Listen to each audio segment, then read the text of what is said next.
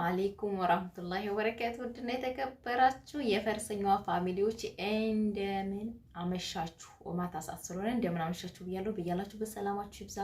እንዴት ናችሁ? ደህና ናችሁ ወይ? እኔ በጣም ሰላም ነኝ። ስራ፣ ጤና፣ አፍያ እንዴት ይዟችኋል?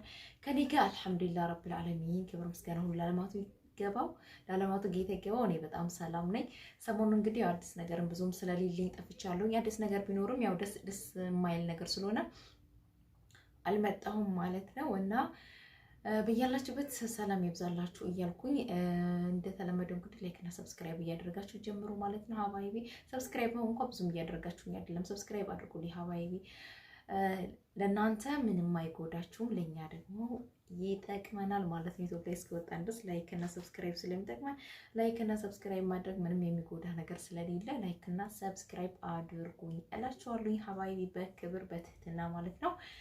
እና ሲቀጥል ብዙ ነገር ማውራት ፈልጌ ነበረ፣ ግን ያው ብዙ ከማውራት ምንም አይገኝም እና ወሬና አጠር አድርጌ ነግራችኋለሁ ማለት ነው።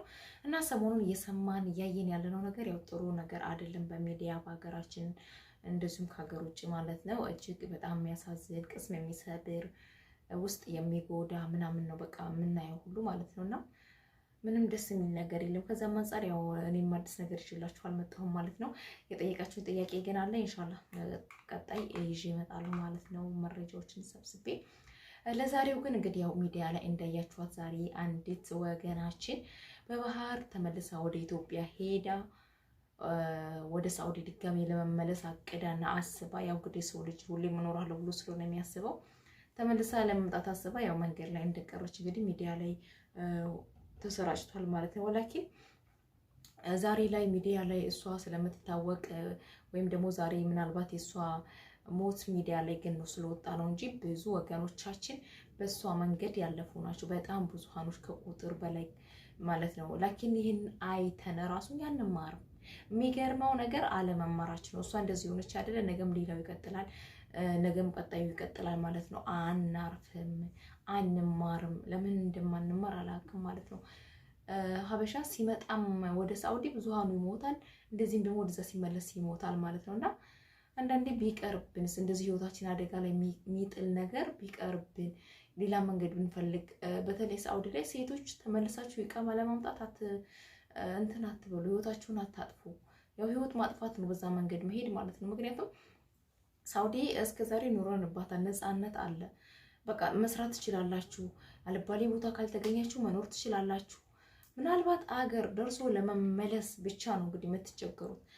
ያ ደግሞ ይቅር፣ እናንተ ቤተሰብን ሄጃ ያለው ስትሉ እንደዚህ መንገድ ላይ ሞታችሁ የምትቀሩ ከሆነ ለቤተሰብ የሚተርፋችሁ ሀዘን ነው፣ ሌላ ነገር አይደለም ማለት ነው። ስለዚህ ቢቀርብን እንደዚህ አይነት ነገር በአቋራጭ ነገር ያው ብዙ ጊዜ ጉዳት አለው። ስለዚህ አቋራጭ ተጠቀሙ ሀባይቢ። ሞታችሁ ህዝብ እንኳን በያዝነን ቢደነግጥም አንድ ሰሞን ወይኔ ስታሳዝን ምናምን ይባላል። ከዛ በኋላ ይረሳል ማለት ነው። ላኪን ፋሚሊ፣ ቤተሰብ፣ ወላጆች እንደዚህ በቀላሉ አይረሱም። የልጅ ሀዘን ደግሞ በጣም ከባድ ነው። ስለዚህ ጥንቃቄ አድርጉ ማለት ነው ሀባይቢ። ይቅርባችሁ እንደዚህ በአቋራጭ የምናደርጋቸው ነገራቶች ብዙ ጊዜ ጉዳት ያመጡብናል ማለት ነው። እና ያው አላህ በያለንበት ሰላም ያድርገን፣ ሰላምን ያብዛልን ነው። ሌላ ምንም አልልም። በቃ አላህ ሀገራችንን ሰላም አድርጎልን እንጀራችንና ርዚቃችን በሀገራችን ቢሆን በጣም ደስ ይላል። ወላሂ በጣም ደስ ይላል። እና በጣም አይደለም እንደዚህ በባህር ተመላልሰን ይቅርና ኮንትራት ቤት ራሱ ላይ ከባድ እየሆነ ነው። በጣም ከባድ እየሆነ ነው። ደሞዝ ለሚከለከሉት፣ ረሃብ ላለባቸው እንኳን ደራሽ የለም። አሁን ዛሬ ሚዲያ ላይ ራሱ የወጣች ልጅ ላይ አይታችኋት ሊሆን ይችላል። በጣም የምታሳዝነው ምግብ በስነ ስርዓት አትመገብም፣ እንቅልፍ ጥሩ እንቅልፍ የላትም፣ እንገልሻለን እያሉ ይዙቱባታል። ከአመት በላይ ተጨቁናን የኖረችው እንግዲህ ደፋር ሆና ወደ ሚዲያ አውጥታዋለች። ኢንሻአላህ መፍትሄ ታገኛለች ብዬ ተስፋ አለኝ። ብዙ ቦታ ተሸርቷል። ጉርሻ በራሱ ቤት ፖስቶታል፣ ሌሎችም እያንሸራሸሩት ይገኛል ማለት ነውና አላህ ካለችበት ያውጣት። አንድ ልጅ ራሱ የደረሰኝ መረጃ ነበር፣ ግን ምንም ማድረግ አልችልም፣ አቅም የለኝ እና ጓደኛዬ ናት የነገረችኝ። እና ልጅቷ 7 ወሯ ነው ከኢትዮጵያ ከመጣች። 7 ወር ሙሉ ደሞዝን አልተቀበለችም። 7 ወር ሙሉ ደሞዝ የሚባል ነገር አታውቅም። እና አንዴ ሰው አገናኝታቸው በሳውዲ ቁጥር አናግሯቸው ሰዎቹ በጣም ነው የተቆጡት እና የዛቱባት። ድጋሜ ስልክሽ ላይ የሳውዲ ቁጥር ብናገኝ ወይውልሽ ምናምን እንገልሻለን ምናምን ብለው ነው የዛቱባት። የምትኖረው ደግሞ ጅዳ ውስጥ ነው። ጅዳ ነው ያለችው። ግን እኔ እንዴት ብዬ ልርዳት? አንዳንዴ ደግሞ ልረዷቸው ራሱ ልታግዟቸው ብትሞክሩ እነሱ ደፋርና ጀግና ካልሆኑ እናንተን ወጥመድ ውስጥ ያስገቧችኋልና እኔ ራሱ ለጓደኛ አልኳት እኔ ምናልባት ልረዳት በሞክር ይቺ ልጅ ደግሞ ወይ ፈርታ ወይ የሆነ ነገር ወደ ኋላ ካፈገፈገች በኋላ ወይ ደግሞ ዛሬ ነገ ይሰጡኛል እያለች ተስፋ አድርጋ ምናምን የምትል ከሆነ እኔን ወጥመድ ውስጥ ታስገባኛል። ግን ልጅቷ ቆራጥ ከሆነች እሷን ለመርዳት በጣም ቀላል ነው። ሎኬሽን ከላከች የሴትዮዋን ቁጥር ከላከች ሌላውን ደግሞ እኛ ሰው ፈልገን ምናምን እንተባበራታለን የሚያስፈልገውን ነገር እሷ ካደረገች። ወላኪን ዛሬ ነገ እያሉ 7 ወር ሙሉ አስባችሁታል። ቤተሰብ እኮ ስንት ነገር ተሽጦ ነው የሚላከው። ልጆች ወደዚህ ሲመጡ ማለት ነው የሚልኩት። የሰውዳ ይኖራል። ቤተሰብ ደግሞ የኛ እርዳታ ሊያስፈልጋቸው ይችላል። 7 ወር ሙሉ ሳውዲ ላይ ጅዳ ላይ ተቀምጦ ብር አለመቀበልና አለማግኘት ማለት ከባድ ነው። እና ደግሞ እኛ ስንመጣ ከኢትዮጵያ የምንመጣበት ኤጀንሲ ነው የሚባለው አይደል? የኤጀንሲ ቁጥር የደላላ ቁጥር ልንይዝ ይገባናል።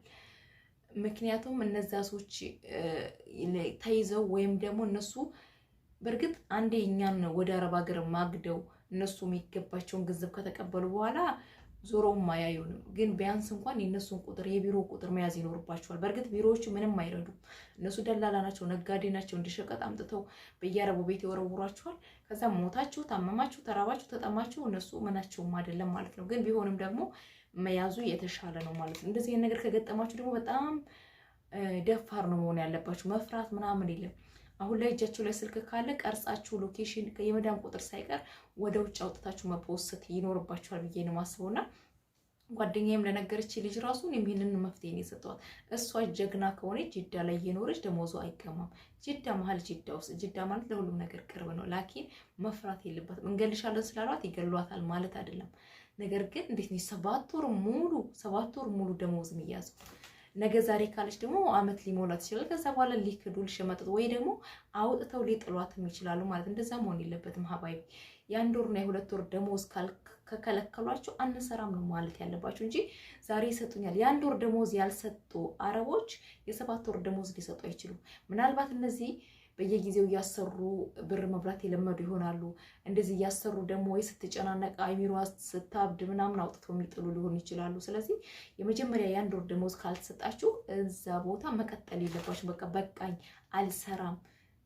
ደግሞ ስልክ አላችሁ። ይቺ ልጅ ራሱ በስልክ ሰው ጋር ተገናኝታ ነው የነገሩኝና በዚህ ሰዓት ደግሞ ስልክ ካላችሁ እያንዳንዱ ነገር በስልካችሁ ማድረግ ስለምትችሉ መደወል ትችላላችሁ።